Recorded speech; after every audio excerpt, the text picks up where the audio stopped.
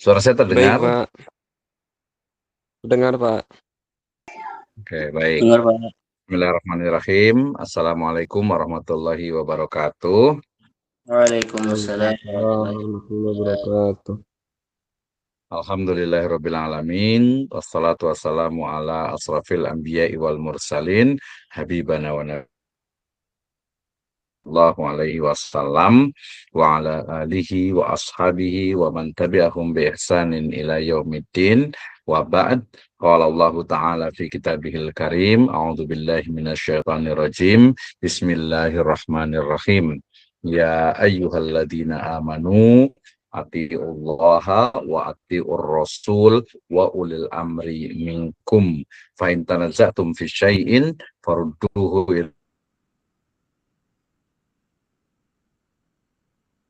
Allahi wa rasul in kuntum tu'minuna billahi wal yawmil akhir zalika khairu wa ahsanu ta'wila wa qala aidan wa ma atakumur rasulu fakhudhuhu wa ma nahakum anhu fantahu wattaqullaha innallaha syadidul iqab wa qala wa anzalna ilaika dzikra litubayyana lin-nasi ma nuzzila ilaihim wa la'allahum yatafakkarun wa qala Rasulullah sallallahu alaihi wasallam yakni bima taqdi qala bi kitabillah qala fa illam tajid qala bi sunnatir rasulillah qala fa illam tajid qala ajtahidur ra'yi wala alu fadaraba nabiyyu sallallahu alaihi wasallam sadra wa qala alhamdulillahilladzi waffaqa rasulillah lima yurdiyallaha wa rasulah.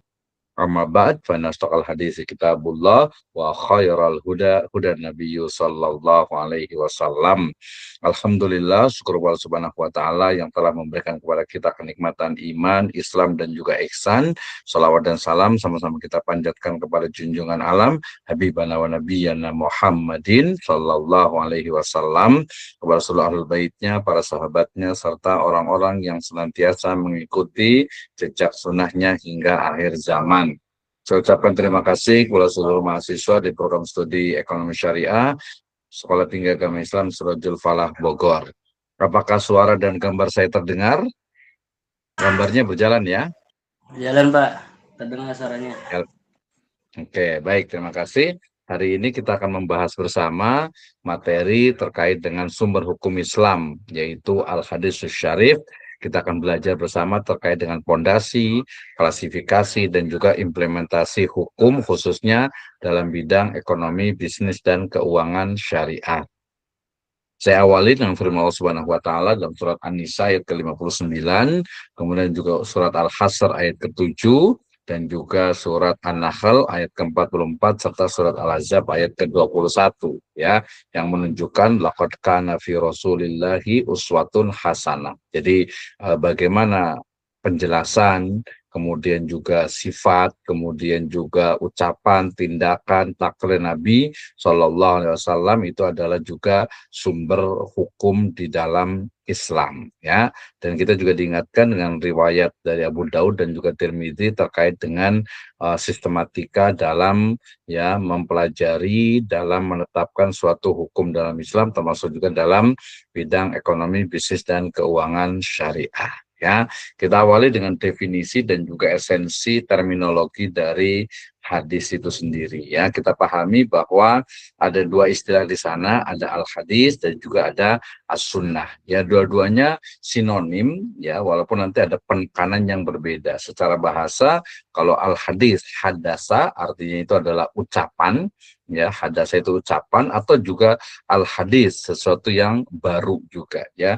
Bisa bermakna dua, yang pertama adalah baru, ucapan, muhdas itu adalah yang baru, kemudian percakapan juga, muhadasah adalah percakapan, hadasa juga adalah percakapan, hadis berarti orang yang bercakap. Kalau ini hadis ya, kita akan lihat yaitu ma'udhifa ila Nabi sallallahu alaihi wasallam min qaulin au fi'lin au sifatin au takririn. Jadi hadis secara bahasa maknanya adalah percakapan dan juga baru ya, sementara as-sunnah ya bermakna jalan atau thoriqoh ya, yaitu bagaimana sirah, tabiat dan juga metode ya. Jadi lebih simpelnya sunnah itu adalah ya disebut dengan jalan orang-orang terdahulu gitu ya. Jadi sunnah peninggalan bisa juga dikatakan seperti itu ya. Adapun secara istilah tadi sudah saya sebutkan, jadi ma'udhifa ila Nabi sallallahu alaihi wasallam, segala sesuatu yang bersumber dari Nabi baik berupa perkataan, qaul, perbuatan, fi'al ataupun juga persetujuan atau takrir. Nanti ditambah lagi dengan satu yaitu sifat beliau ya. Sifat yang dimaksud adalah sifat dari fisik beliau ya, kebiasaan yang menempel pada diri beliau ya. Sedangkan definisi ahli termasuk sifat tubuh serta akhlak yang dimaksudkan sebagai tasyri atau syariat bagi umat Islam ya. Jadi ma'udhifa ila Nabi sallallahu alaihi wasallam min qaulin au fi'lin au sifatin au takririn, itu adalah hadis Nabi sallallahu alaihi wasallam. Nah, dalam hadis itu ya merujuk kepada definisi tadi ya, ma'udhifa ila Nabi sallallahu alaihi wasallam min takririn ya, min qaulin au fi'lin au takririn au juga nanti sifatin, dan ada juga hamiyah ya.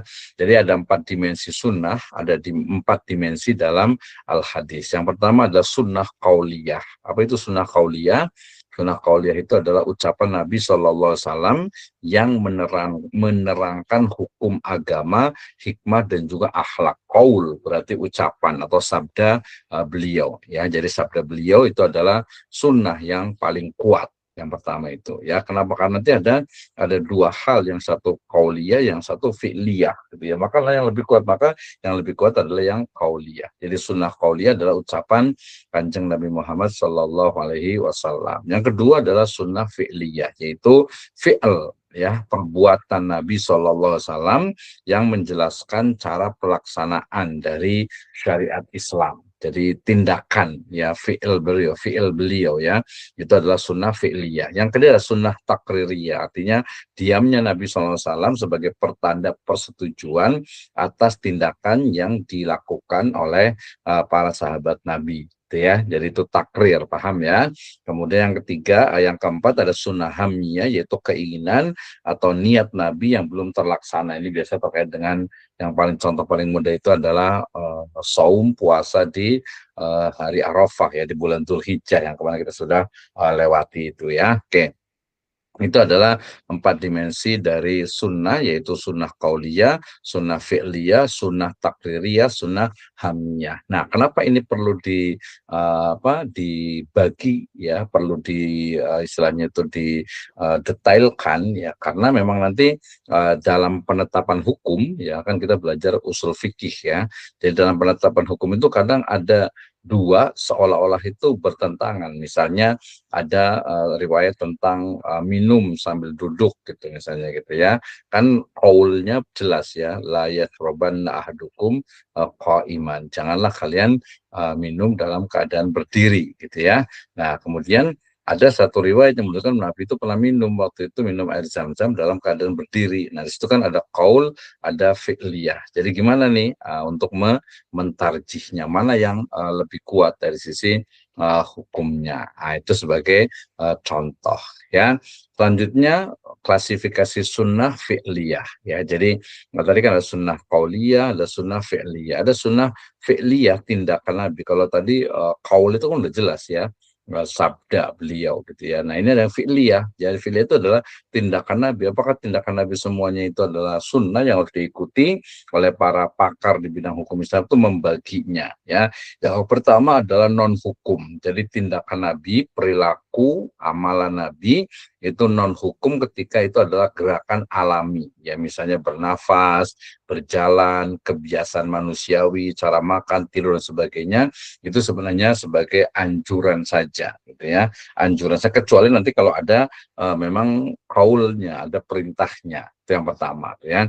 Yang kedua ada juga sunnah fi'liyah sifatnya itu khususiyah, artinya memang kekhususan yang ada pada Nabi ya, di mana misalnya beliau itu puasa wisol gitu ya, melanjutkan Ya, kemudian juga beliau melakukan ta'adud zaujat gitu ya, itu lebih dari 4 ya, sedangkan kalau umat Islam kan tidak boleh lebih dari 4 ya. Dan yang paling penting nanti dari sunnah fi'liyah ini adalah hukum syariat, yaitu penjelasan ibadah ya, dalam semua ibadah, cara sholat, puasa, haji ya, hukuman dan juga kebolehan ya. Jadi ada rukhsah misalnya, itu hukum syariat yang dilakukan oleh beliau. Jadi perilaku, tindakan, amalan Nabi SAW kalau berkaitan dengan syariat, maka itu adalah sumber hukum ya. Sementara ada kekhususan yang juga memang disebutkan dalam riwayat, dan ada juga yang memang non hukum, artinya dia menjadi sebuah kebiasaan. Jadi kalau kita mengikuti ya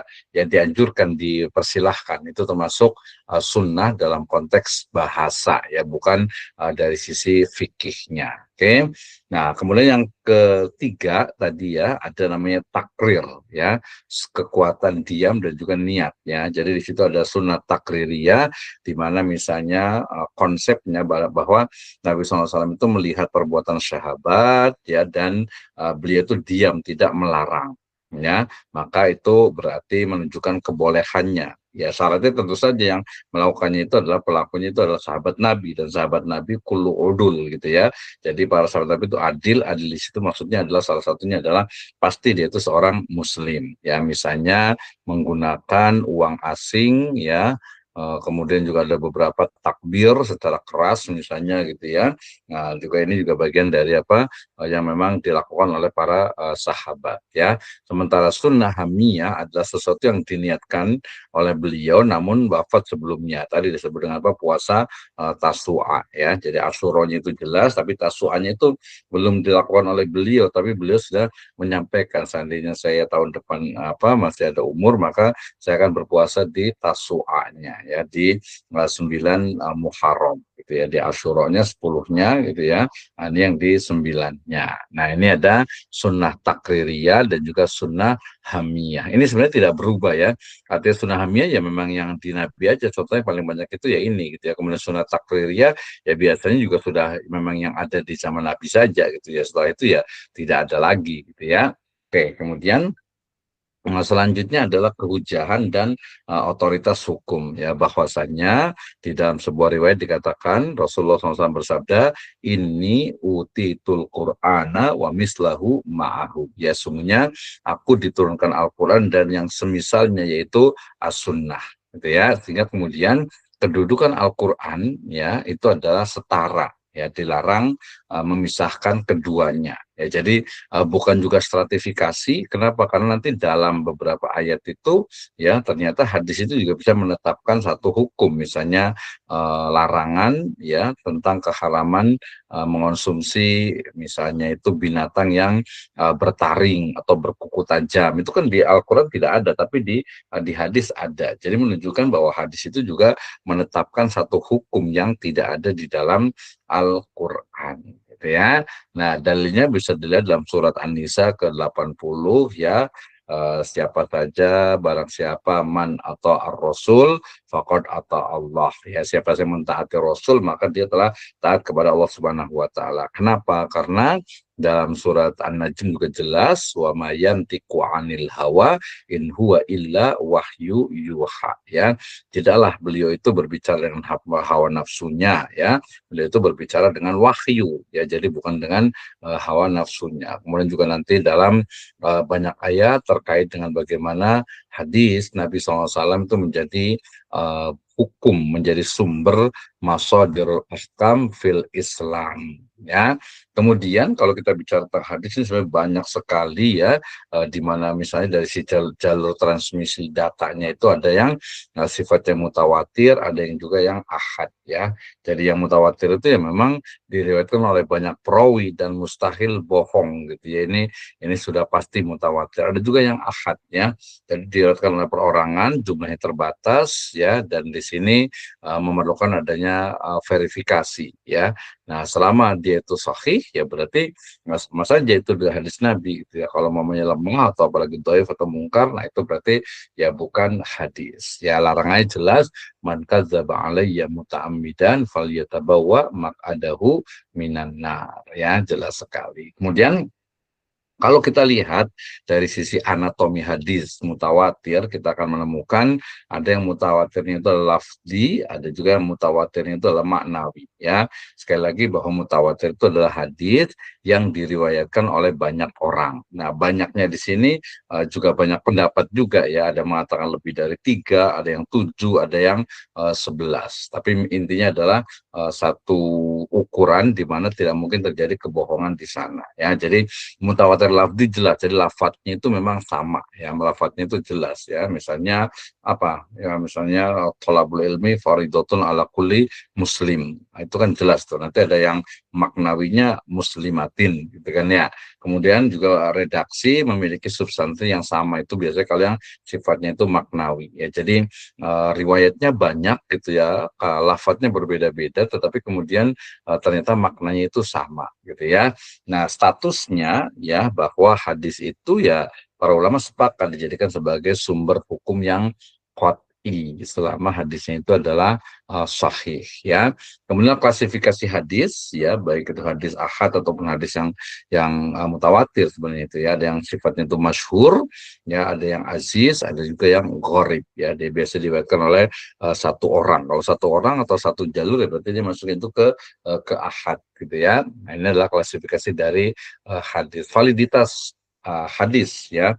Ini kenapa banyak dibahas karena memang beberapa ini sahih, ini salah bahasa Arabnya ini ya, ini dari AI ini ya. Jadi hadis ahad itu ya bisa dijadikan sebagai dasar selama hadisnya itu adalah memang sahih. Yang menolak itu biasa di kalangan Mu'tazilah dan juga Khawarij yang menolak hadis ahad sebagai dasar hukum ya. Padahal ya sah jika statusnya itu adalah sahih ya. Misalnya dalam surat At-Taubah 122 ya, kata-kata ta'ifah baik itu kelompok atau perorangan. Demikian juga presiden sahabat di mana Umar menerima juga riwayat perorangan ya. Intinya ya memang kalau orangnya sikoh bisa dipercaya itu ya sahih ya, berarti memang bisa dijadikan sebagai hujjah atau dasar hukumnya. Oke, selanjutnya kita akan lihat fungsi dari hadis ya terhadap Al-Quran.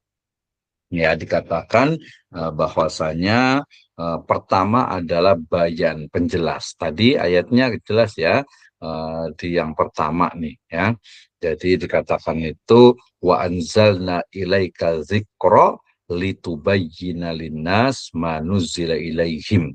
Ya, dan kami turunkan kepadamu Nabi Muhammad SAW az-zikr, yaitu Al-Quran, agar engkau menjelaskan litubayyina linnas manuzila ilaihim. Jadi menjelaskan, berarti fungsi hadis yang pertama itu adalah apa? Yaitu bayan, menjelaskan. Kenapa? Karena menjelaskan tentang sesuatu yang umum kepada sesuatu yang khusus. Misalnya dalam dasarnya surat 16 ayat ke-44 ya. Nanti contohnya adalah tentang melarang menikahi mahram secara umum. Ya, hadis merinci larangan menikahi bibi atau saudara, ayah atau ibu bersama keponakan. Gitu ya. Jadi ini biasa tentang HKI ini, hukum keluarga Islam ya. Jadi memang menjelaskan ayat yang bersifat global atau umum ya. Jadi dijelaskan kembali ini maksudnya apakah secara umum gitu ya, ternyata ada hadis yang menjelaskannya. Ya, intinya adalah hadis itu menjelaskan dari Al-Qur'an. Inilah kadang kemudian ada yang mengatakan bahwasannya ya Al-Qur'an itu lebih membutuhkan hadis ya, karena memang perlu adanya penjelasan.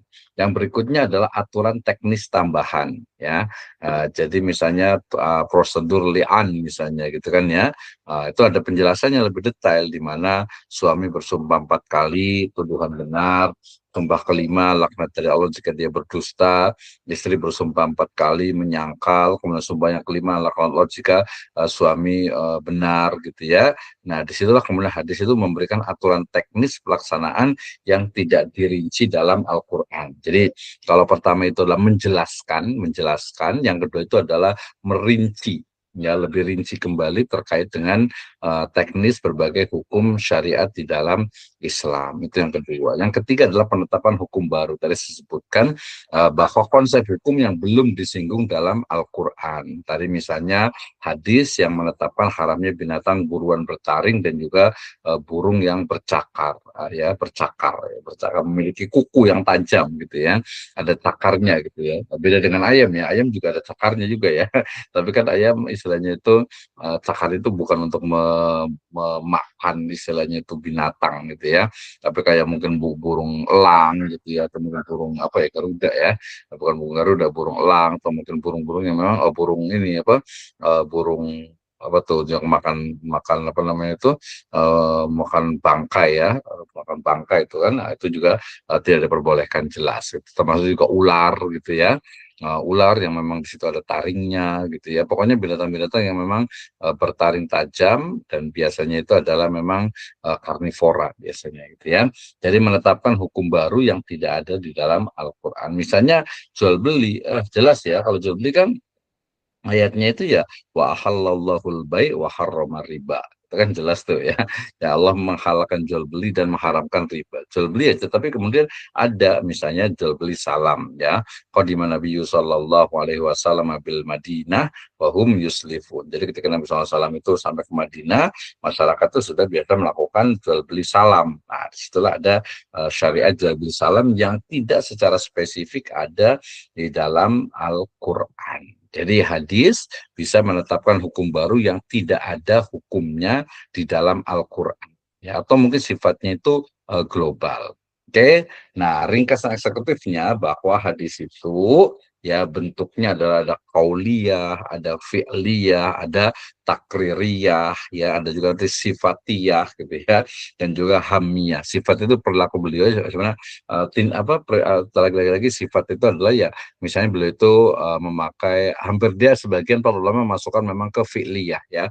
Misalnya beliau itu memakai jubah gitu ya, karena saat kita banyak yang pakai jubah. Kemudian ada juga yang memang memakai sorban gitu ya, termasuk juga memakai tutup kepala, penutup kepala ya, terutama peci gitu ya, dan sorban itu adalah sunnah Nabi yang sifatnya itulah sifatiyah gitu ya. Jadi sholat itu ya lebih utama ya, nanti agak sedikit debatable sih ya, lebih sopan lebih bagus ketika ya memakai menutup kepala gitu, karena beliau itu ketika sholat itu tidak pernah membiarkan kepalanya itu terbuka, pakai sorban, pakai peci, mau pakai peci putih, mau pakai peci hitam, mau pakai peci batik, ya yang penting kepalanya itu tertutup ya. Itu memang sebagian dari sifat beliau ya, termasuk juga mungkin ada hal-hal yang sifatnya sedikit apa ya, mungkin di masyarakat itu ya nggak terlalu biasa gitu ya, misalnya beliau itu kumisnya itu dipotong, jenggotnya itu dibiarkan gitu ya, itu bagian dari sifat sunnah sifatiyah ya.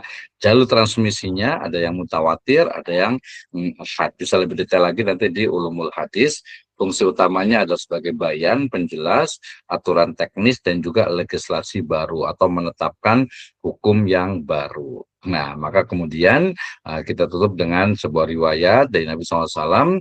Beliau bersabda, diantaranya terkait dengan sholat adalah solu kama ro'aitumuni usolli. Ya, kemudianlah atau solu kama ro'aitumuni usolli, sholatlah sebagaimana kalian lihat aku sholat. Kemudian di sini ada khudu anni manasikakum, ambillah dariku hal-hal yang berkaitan dengan ibadah hajimu. Ya, jadi hadis adalah manifestasi dinamis dari prinsip-prinsip Al-Quran.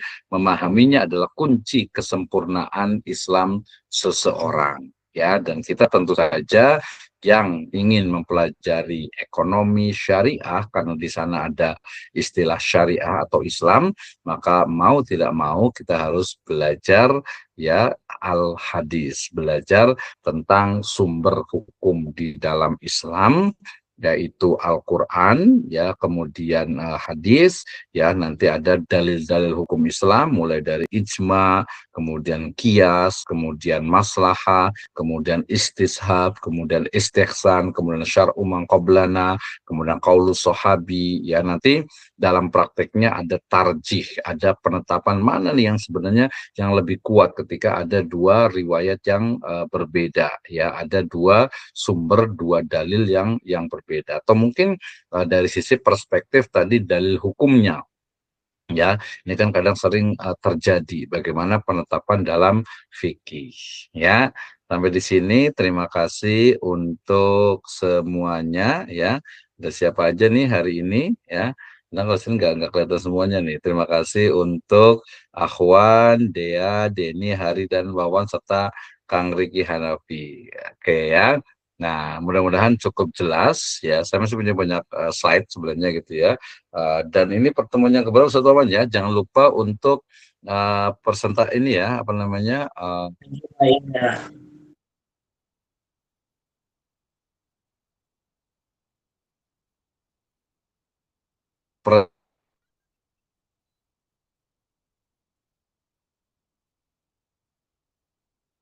Presensi ya. Isi daftar hadirnya. Sudah bisa belum Ustaz Wawan? Bisa isi daftar hadirnya nggak? Bisa Pak, bisa. Bentar. Kalau di kampus ini pertemuan ke-10 Pak. Bisa ya, maksudnya? Pertemuan ke-10 ini Pak. Iya, pertama 10 ya. Berarti kita masih berapa lagi? Ya, oke. Saya lihat dulu. Oh, ini servernya Sampai kenapa nggak bisa nih? 16 sampai Jangan 15. nggak bisa nih. Iya, 15 dengan UTS ya. Dengan UAS ya, UTS UAS ya. Ini kayaknya lagi error apa kayaknya ya di kampusnya ya. Kayaknya di kampusnya lagi error deh, nggak bisa login ini kayaknya nih. Nanti kita coba tapi ini kalau bisa apa presentasi, tapi tenang aja sih kan rekamannya juga ada nanti Kang Heri sebagai penanggung jawab juga bisa mencatat. Kan orangnya juga itu aja sih. Ya Heri, kemudian Kang Wawan pasti ya, Kang Riki, kemudian ada Ahwan juga, biasanya ada Denny ya, kemudian juga ada Dea juga, terima kasih ya, itu aja kan Denny, Ahwan, Dea, Heri, Wawan sama Riki, gitu ya. Oke, sampai sini ada pertanyaan sebelum nanti saya mau ke teknis untuk berapa berarti ya? Skala 10, 11, 12, 13. Ya, berarti sekitar 3 sampai 4 pertemuan lagi ke depan ya. Kemarin oke, silakan ada yang mau ditanyakan dulu tidak terkait dengan hadis sebagai sumber hukum dalam Islam gitu ya. Itu sebenarnya banyak banget yang bisa didiskusikan itu ya, didiskusikan. Tapi itu kan memang alat ya, dan kita nanti bisa lebih spesifik. Oke, ada yang mau disampaikan, ada yang mau ditanyakan? Saya Pak. Nggak ada ya. Saya Kalau Pak. tidak ada, saya mau menyampaikan.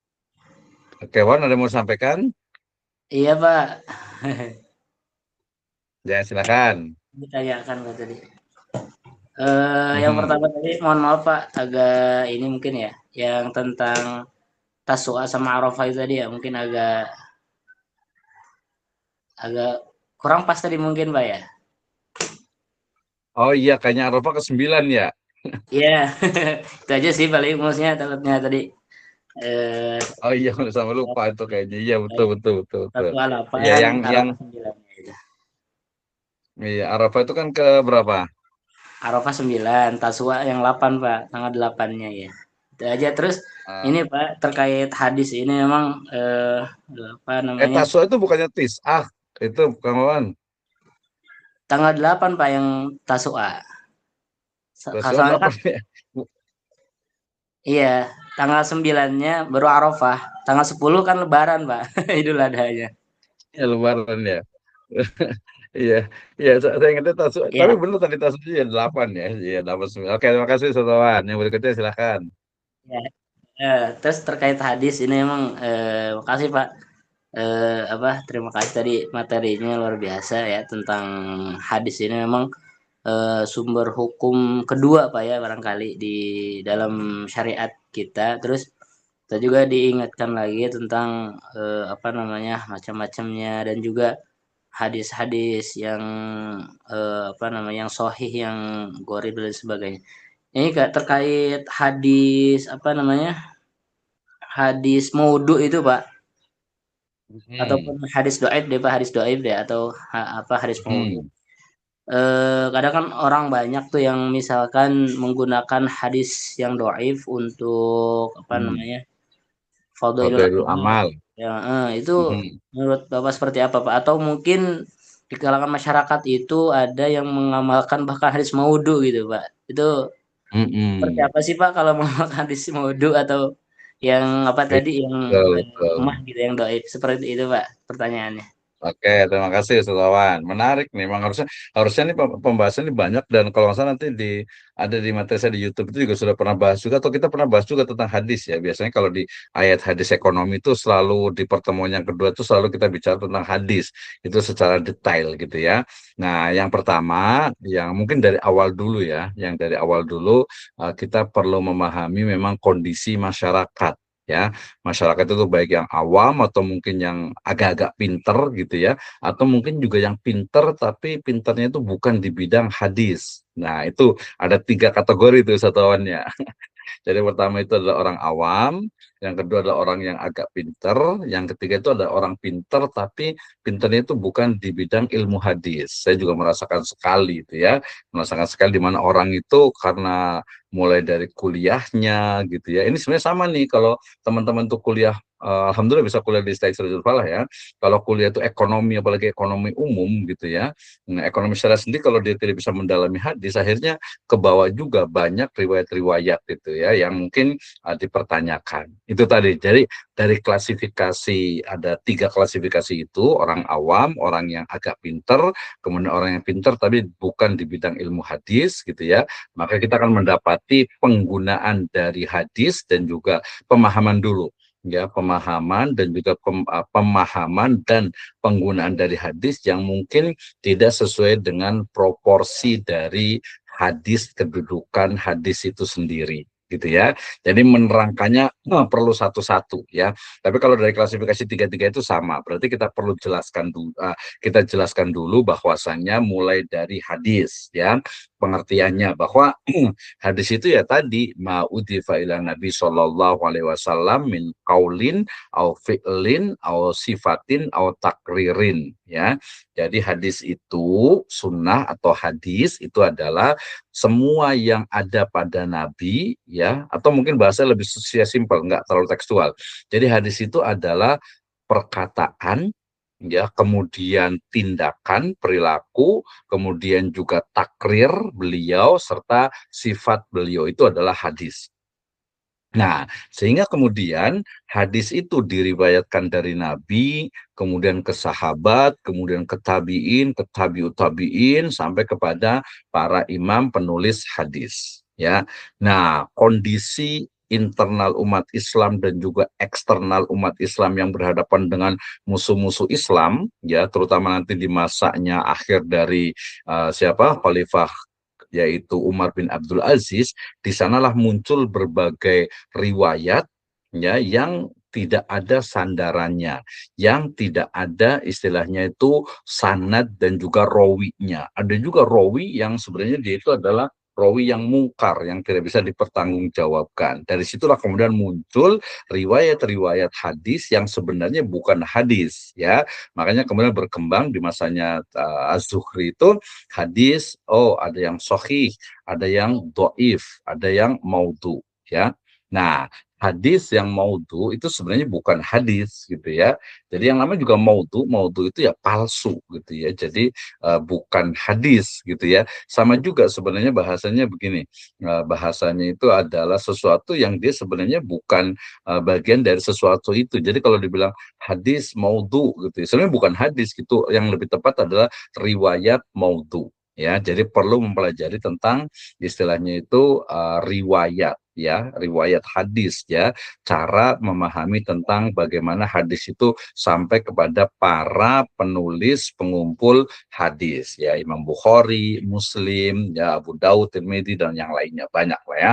Nah, dari situ kemudian kita memahami oh iya ternyata hadis ya berdasarkan tadi verifikasinya ada yang sahih, ada yang hasan nanti ya, ada yang dhaif, ada juga yang maudhu. Nah, yang maudhu ini dia bukan hadis ya, tetapi itu adalah riwayat yang mungkar, yang tidak ada la aslalahu, tidak ada sumbernya. Jadi kita tidak boleh menyandarkan kepada yang maudhu itu, riwayat yang maudhu. Kenapa? Tadi saya sebutkan man kadzdzaba alayya muta'ammidan falyatabawwa maq'adahu minan nar. Siapa saja yang menyandarkan suatu perkataan dariku padahal bukan dariku, bukan dari Nabi SAW, maka ya faliyatabawa maq'adahu minan nar. Maka ya istilahnya dia telah menyiapkan diri tempat duduknya di api neraka. Berarti itu sebuah ancaman, ya. Nah, itu hadis maudhu. Jadi sebenarnya tidak ada sebab, tidak ada alasan, tidak ada argumentasi, tidak ada istilahnya itu istilahnya dalil yang boleh menggunakan riwayat maudhu. Jadi lebih tepat jangan bilang hadis maudhu. Nanti kalau bilang hadis maudhu kan hadis juga bukan. Ya, jadi hadis maudhu itu bukan hadis, riwayat maudhu gitu ya, riwayat yang palsu. Itu kayaknya sudah sepakat tuh ya. Nah, yang sedikit, nah tapi tadi dalam menjelaskan ke masyarakat, tadi terutama masyarakat yang memang tidak memahami tentang hadis, ya perlu pelan-pelan gitu ya, termasuk juga hadis yang dhaif. Kalau hadis yang dhaif itu kan ada dua, ada yang dhaif, yang sifatnya itu yang ringan, ada dhaif yang memang yang berat, ya ada dhaif jiddan gitu ya, ada juga dhaif yang biasanya dia bisa naik ke ma'al ghairihi atau li ghairihi gitu ya, jadi dia ada riwayat yang lainnya. Dalam hal ini sebagian ulama memang membolehkan untuk fadhailul a'mal ya, untuk istilahnya itu penguatan ya, sugesti, dorongan untuk beramal baik ya, selama tidak juga bertentangan dengan hadis-hadis yang sifatnya lebih hasan, apalagi yang lebih sahih gitu ya. Jadi hadis dhaif sebagian ulama membolehkan sebagai fadhailul a'mal, sebagai motivasi dalam beramal, bukan dalam untuk menetapkan hukum. Nah, itu lagi-lagi baik itu maudhu, riwayat maudhu ataupun hadis yang dhaif ya perlu dijelaskan dulu. Ya tadi misalnya orang itu akan mengatakan kan itu hadis juga gitu ya. Atau mungkin itu kan dari satu sisi gitu ya, dipelajari, makanya mempelajari dulu. Nah, termasuk kita juga perlu lebih bijak dalam menyikapinya. Sama lah, jangankan ya hadis gitu ya, dhaif ataupun riwayat maudhu. Ya masalah riba aja kan nggak pernah ada habisnya. Nah, nanti mudah-mudahan kita KKM yang angkat ke kelas sudah selesai, kita sudah buat kuesioner untuk istilahnya itu persepsi dari masyarakat tentang riba dan juga tentang bunga bank gitu ya. Ya masih banyak sekali, kita cuma paling nggak lebih dari 20% orang di Indonesia yang mengatakan riba itu haram, atau lebih tepatnya bunga bank itu haram. Menurut mereka ya enggak, udah dari dulu kok gitu. Haram apanya sih gitu kan. Nah, itu karena kejahilan dan atau kebodohan mereka. Ya tugas kita lah untuk menyampaikan. Kalau nggak mau ya udahlah, nafsi-nafsi aja gitu. Yang penting kita terus menyampaikan. Nah, Ustaz Tawan terus menyampaikan nih. Ya, saya juga bikin akun YouTube itu lebih dari 5 itu ya, untuk menyampaikan bahwa ini haram gitu ya, ini nggak boleh, apalagi dalam bidang ekonomi, bisnis, dan keuangan syariah. Tapi memang perlu bijak. Kenapa bijak? Karena memang yang kita hadapi itu bukan orang yang ahli, bukan orang yang istilahnya itu paham.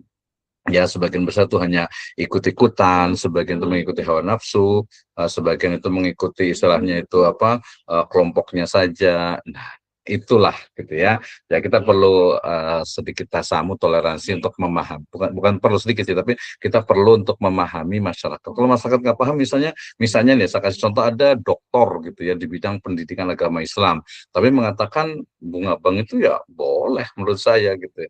Ya, menjelaskannya kalau menurut saya ya perlu dijelaskan nggak? Kalau dia mau ya kita jelaskan, tapi kalau enggak ya udah biarin aja gitu ya. Yang penting kita sampaikan gitu. Kenapa? Karena memang apa ya, banyak hal yang kemudian dia tadi yang saya sebut terakhir itu dia pintar gitu ya, tapi pintar itu bukan di bidang ilmu hadis, bukan di bidang ilmu ekonomi syariah gitu ya. Walaupun nanti ya ketika memang dia sudah tahu, sudah paham, kemudian masih melakukan misalnya tadi riba, bunga dan sebagainya, ya sampaikan, bukan merubah hukumnya, tapi mungkin dianya belum mampu. Itu yang lebih bagus daripada menolak. Banyak hal-hal yang lainnya ya, jadi bukan hanya bunga bank saja gitu ya, yang lain kan, yang haram-haram kan banyak, tapi orang tidak ngerasa gitu ya. Itu adalah akad haram ya, muamalah kontemporer sekarang ini ya. Wisatawan tetap belajar, istiqomah, sambil juga mendakwahkan dan juga memahami siapa sih yang diajak bicara ini. Oke ya wisatawan ya, percayalah wisatawan. Nah, Ustaz Riki gimana? Saya panggil Ustaz Riki aja deh. Gitu ya. Kalau tanya pribadi saya ya sebenarnya kita juga ilmunya masih sangat jauh gitu ya. Tapi kita akan lihat misalnya nih, saya tidak menggunakan hadis yang mengatakan i'mal lidunyaka ka'annaka ta'ishu abada. wa'mal li akhirataka ka'annaka tamutu ghoda. Ini juga riwayatnya sebenarnya dia ya kalau sebagai untuk motivasi nggak apa-apa, tapi lebih kuat pakai Al-Qur'an aja. Ya wa bataghi fima ataqallahu daral akhirah wala tansa nasibaka minad dunya. Nah, itu satuan ya. Jadi banyak termasuk juga riwayat yang apa ya, yang saya agak lupa nih. Oh, yang tentang itkon. Termasuk tadi yang riwayat yang saya bawakan itu kan sebenarnya di riwayatnya itu lemah gitu. Yang apa? Bima takdi itu riwayatnya sebenarnya lemah itu. Tapi secara makna oleh para ulama mengatakan ini bisa digunakan gitu. Nah, seperti itu karena memang urutannya itu jelas. Wah, itulah pentingnya memahami tentang hadis. Jadi sangat-sangat luas sekali gitu ya setahuannya dan juga yang lainnya. Baik, Jadi Pak. sebenarnya menarik nih sebenarnya gitu ya. Kalau Ustadz Riki gimana nih Ustadz Riki sama Ustadz Hari sama Ustadz Denny sama lagi nih Ustazah Dea. Belajar jadi Ustadz ini ya. Sebenarnya kalau ketemu kita bisa diskusi lebih banyak ya. Tapi nggak apa-apa. Oke, terima kasih Ustadz. Yang lainnya ada yang mau disampaikan? Boleh Pak, boleh nanya. Boleh, silakan Ustadz Riki. Nyambung dari Kang Wawan tadi terkait hadis maudhu atau hadis doib apa ya? Eh, Kadang kan ini sempat jadi pertanyaan saya ke apa namanya ke teman saya juga yang dia ustadz gitu. Kadang Hmm. kan eh, saya kadang suka lihat di video TikTok atau YouTube itu kan kadang ada beberapa ustadz, saya nggak sebut namanya gitu. Kadang Betul. misalkan waktu itu mau bulan Rajab gitu ya, itu kan suka Hmm. berseliweran tuh ada video TikTok yang menyebutkan bahwa puasa di bulan Rajab itu eh, di dia eh, dia bisa menghapuskan dosa selama 1 tahun atau berapa lama gitu kan dengan puasa 1 hari atau berapa Hmm. gitu Pak, kalau nggak salah potongan videonya Hmm. saya eh, garis bawahin kayak gitu. Nah, ketika Hmm. saya cari awalnya tuh saya searching dulu kan eh, di di Google dan segala macam. Memang nggak ada dan itu nggak ada eh, sahihnya gitu Pak terkait hadis yang disampaikan di TikTok itu sama si Ustadz yang tadi gitu. Dan saya tanyakan juga ke Ustadz yang teman saya itu dan memang katanya nggak ada eh, nggak ada kebenaran tentang isi hadis itu gitu Pak. Nah, saya kan sebagai eh, yang awam gitu kan terkait hadis, itu kan nggak tahu gimana cara eh, apa namanya nyari tahu bahwa itu tuh doib atau enggaknya gitu karena yang kita lihat di media sosial atau di TikTok gitu, Ustadz yang menyampaikan itu kan kesannya kan oh itu benar gitu padahal apa namanya belum tentu benar juga gitu setelah ditanyakan setelah di cross check oh begini begini begini cuman kan saya sebagai yang awam gitu kan nggak tahu untuk eh, cari tahu hadis doib itu seperti apa gitu Pak, paling itu sih Pak kalau dari saya. Kalau dari Pak Oh. Misal sendiri untuk saya yang awam gitu eh, untuk menanggapi misalkan video-video yang TikTok itu apa kita harus cari tahu kebenaran dulu gitu atau secara gampangnya oh ini ternyata oh iya hadis thaifah ini ternyata bukan gitu. Bagaimana Pak kira-kira? Terima kasih Pak. Oke, terima kasih Kang Riki. Saya Bang Lusat Riki lah luar biasa nih ya. Dan kita udah di semester yang keempat. Saya rasa kita udah agak naik level lah ya dari masyarakat umum. Buktinya ini sudah mau bertanya dan lain sebagainya. Menarik sekali. Saya senang sekali nih. Saya Riki bisa diskusi ngobrol gitu ya. Walaupun mungkin kita agak terbatas, tapi menurut saya tidak ada masalah sih. Jadi pertama begini. Kita perlu pahami memang gitu ya, ketika ada orang baik itu di media sosial dan sebagainya yang menyebutkan sebuah riwayat gitu kan ya. Nah, kemudian apakah riwayat itu tadi sebenarnya ya untuk langkah awal bisa cari di Google juga cukup banyak sebenarnya gitu ya. Tapi nanti secara lebih simpel sebenarnya ya mudah ya untuk mengetahui sebuah hadis itu sahih atau tidak. Sebenarnya sekarang tuh sudah ada namanya aplikasi namanya itu Jawamiul Kalim. Di Maktabah Syamilah juga ada sebenarnya gitu ya. Jadi untuk mencari riwayat itu apakah sahih, dhaif atau maudhu gitu ya. Kemudian juga kitab-kitab hadis juga cukup banyak sekali misalnya Ibnu Jauzi dengan kitab Al-Mawdu'at itu merangkai semua kitab-kitab atau riwayat-riwayat yang doif, yang lemah, yang maudhu bahkan gitu ya. Kemudian juga Syekh Muhammad Nasrul Al-Albani juga bikin buku silsilah hadis dhaifah wal mawdu'ah juga. Di situ juga disebutkan gitu ya. Nah, sehingga kemudian sebenarnya ya tidak ada alasan sih untuk kita tidak mencari atau tidak mengetahuinya. Ya untuk standar awam biasanya itu ya kalau hadis yang itu diriwayatkan oleh Bukhari dan Muslim itu pasti sahih. Itu yang pertama tuh. Kemudian nanti kalau yang di Sunan ya di kitab-kitab Sunan ya Abu Dawud, Tirmidzi, Nasai, Ibnu Majah seterusnya itu nanti perlu ada pemeriksaan. Nah, paling mudah ya kita tinggal lihat aja pendapat daripada beberapa tokoh. Kalau kita sebagai awam ya cari aja ahlul hadis gitu ya atau mungkin orang yang memang di bidang al hadis dan itu di internet juga cukup banyak walaupun nanti perlu di cross check juga ya. Jadi tidak hanya dari internet saja bisa diskusi dan sebagainya. Tadi sudah bagus diskusi gitu ya. Sehingga kemudian ketika ada satu riwayat dan ternyata itu bukan hadis ya jangan sampaikan itu hadis gitu ya.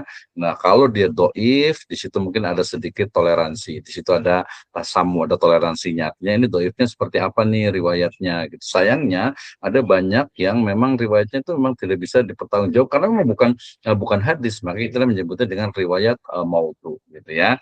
Nah, riwayat maudhu ataupun doif. Nah, tetapi kemudian ada banyak riwayat gitu ya, ada banyak bahasa Arab gitu ya yang muncul yang seolah-olah itu hadis yang maknanya itu sebenarnya benar gitu ya, maknanya benar gitu ya sehingga kesalahannya adalah ketika menisbatkan itu kepada Nabi Shallallahu Alaihi Wasallam.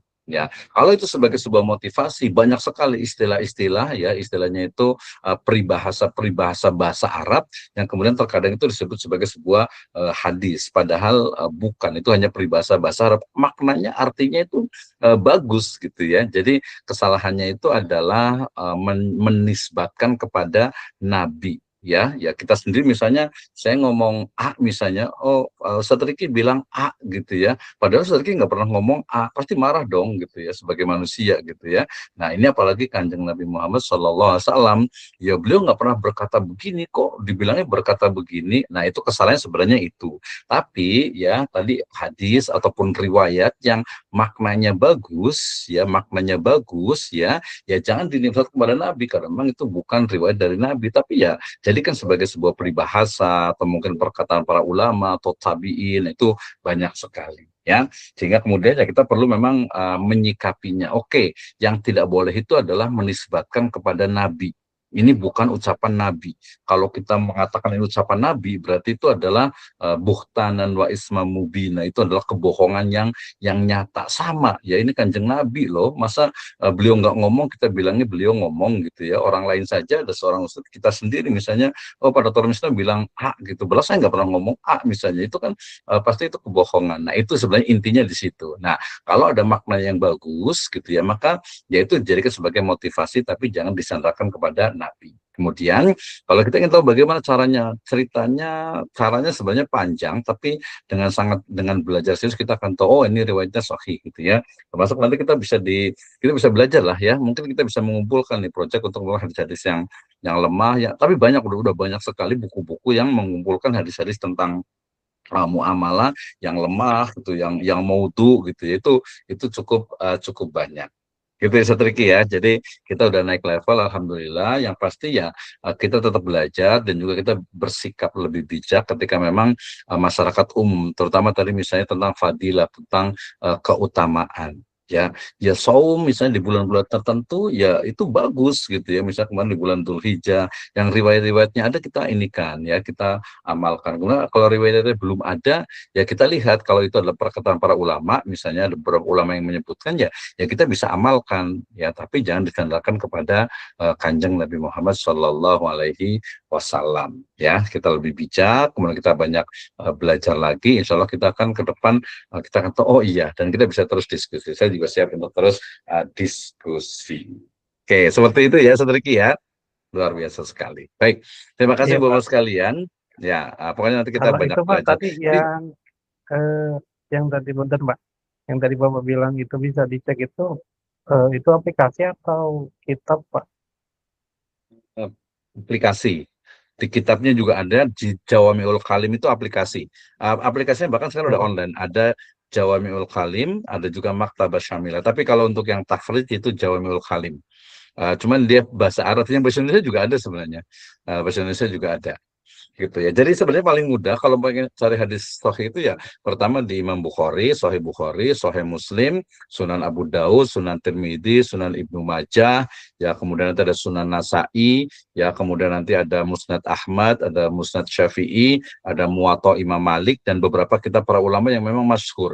Selain itu biasanya agak melakukan tuh Al-Bazar, Ad-Dailami dan juga beberapa yang mungkin kadang memang nggak ada riwayatnya sama sekali gitu ya, nggak ada yang meriwayatkan gitu. Makanya ini salah satu dari ilmiah itu ketika nanti menulis baik itu di artikel ataupun apa ya ini riwayatnya itu siapa disebutkan. Nah, kalau yang masyhur Bukhari, Muslim. Nah, itu aplikasinya banyak ya. Di internet juga banyak ya. Nanti lihatnya di YouTube cara mencari hadis yang sahih menggunakan aplikasi. Saya dulu pakai waktu dulu saya pakai pasti pakai CD-ROM gitu ya. Tapi kalau sekarang sudah pakai di aplikasi ada namanya itu Jawamiul Kalim. Jadi kita tahu persis ya, mulai dari sanadnya sampai kepada rawinya. Nah, saya kebetulan dulu waktu di S3, sebenarnya di S2 juga ada juga tuh namanya kitab Takhrij Hadis ya. Nanti bisa baca kitab Takhrij Hadis. Sekarang itu sudah ada Profesor Dr. Endang Sutari bikin untuk Takhrij Hadis secara digital ya, banyak sekali, jadi nggak ada alasan gitu ya. Tapi nanti memang ketika sudah paham ya kita lebih bijak di masyarakat pahami oh ya karena yang dihadapi itu rata-rata orang yang nggak paham gitu ya. Ya tugas kita seharusnya bisa menyampaikan nih, bisa menyampaikan di media sosial juga gitu ya, bahwa kesalahannya itu sebenarnya adalah menyandarkan kepada Kanjeng Nabi ya. Maknanya mungkin betul, istilahnya itu mungkin artinya itu mungkin betul. Nah, seperti itu ya. Oke, terima kasih Satriki, nanti kita bisa banyak diskusi nih ya. Baik, untuk semuanya, terakhir saya mau sampaikan, saya mungkin sampai jam 17.20 ya, 17.20. Jadi saya berikan waktu dalam 40 menit ke depan untuk membuat slide presentasi, utamanya menggunakan notebook LM dari tugas UTS yang kemarin. Kemarin ada beberapa tugas UTS yang Masya Allah bagus banget gitu ya, bagus banget. Tapi orangnya nggak ada di sini sih kayaknya nih, yang nggak ada di sini. Bagus banget tugas UTS-nya itu, tapi ya terdeteksi itu dari AI. Ya padahal yang kita inginkan tuh bukan hanya tulisannya bagus, tapi tulisannya yang dalam tanda petik itu belum bagus, itu akan lebih bagus sebagai sebuah proses belajar. Nah, coba saya tanya dulu. Nah, jadi Dea, Denny, Hari, dengan Wawan, dengan Setriki.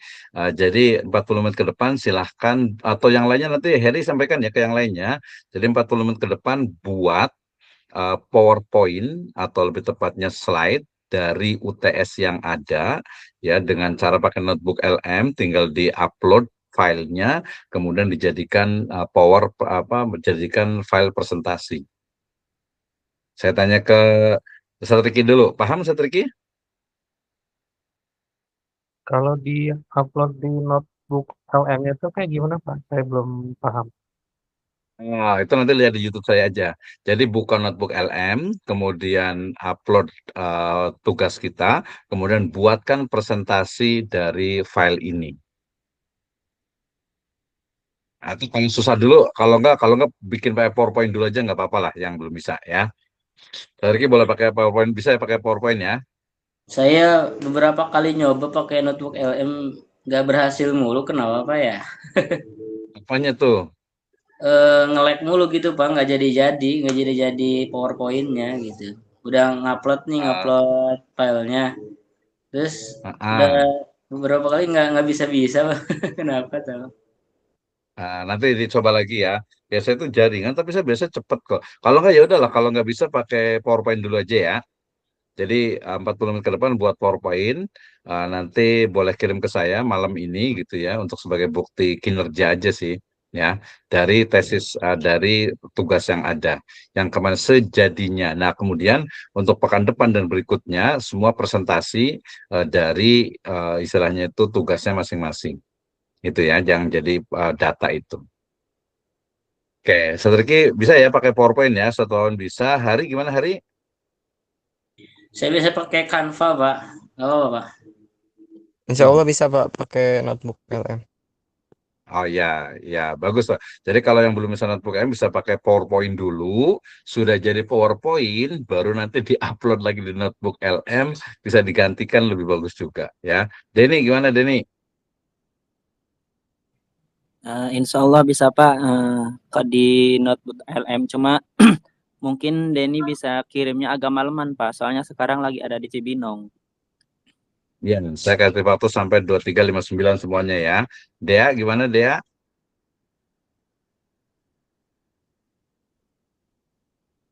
Dea mana nih? Iya Pak, Oke itu bisa ya. Pak, Jadi ya, Dea bisa kirim aman malam Pak, ini? mudah-mudahan aman. Aman ya? Aman terkendali. Oke, jadi ini adalah saya ingin istilahnya itu membuktikan, membuktikan maksudnya itu teman-teman semuanya bukan hanya dari tulisan ya, karena nanti tulisan juga akan diperbaiki untuk jadi apa? Untuk jadi UAS gitu ya. Nah, untuk pekan depan berarti nanti kita Heri bagi aja ya.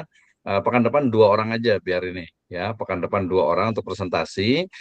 Tapi untuk malam ini silakan mengirimkan untuk PowerPoint-nya gitu ya, karena biar sebagai bukti saja sih bahwa oh ya ada PowerPoint-nya. Setelah itu baru nanti dijelaskan. Jadi kita bukan hanya bisa kalau pakai AI itu ya gampang, tapi menjelaskan, berbicara, nah, itu menurut saya lebih penting, terutama dari kemarin disebut dengan apa istidlal ya, cara metode menetapkan hukum di dalam Islam. Seperti itu ya. Ada yang mau Baik dipertanyakan? Pak. Baik Pak, jelas Pak. Nanti Jelas ya, oke untuk Dea, pengiriman tugasnya lewat Den, mana ya Pak? kumpulin di Heri aja lah. Oh baik Pak. Ya, atau kalau enggak ya ditaruh di grup aja, nggak apa-apa. Ada grup yang khusus nggak sih? Nggak ada ya? Belum ada Pak. Nggak apa-apa lah, taruh di grup aja nggak apa-apa. Selain disimpan gitu.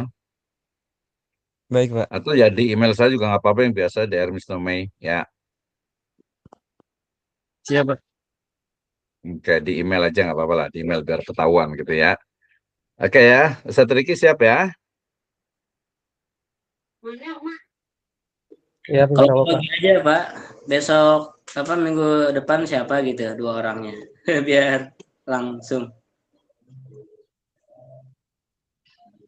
Ya udah, iya. Siapa nih hari nih?